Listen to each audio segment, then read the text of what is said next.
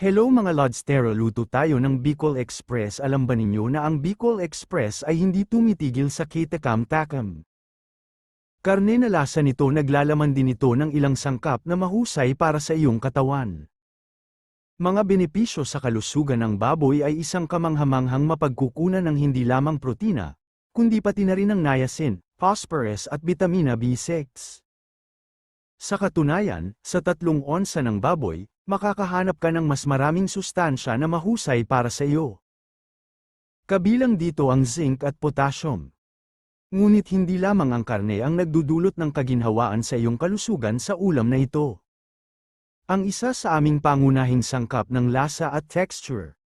Ang gata ng niyog ay may malusog na micronutrients na nakakatulong ang mga ito sa pagpapababa ng laki ng mga ulcer sa tiyan, at maaaring makatulong sa pagbabawas ng pamamaga. Naglalaman din ito ng maraming protina at carbs upang mapalakas ang iyong enerhiya. Ang Bicol X napakakasyasya at nakakabusog na ulam.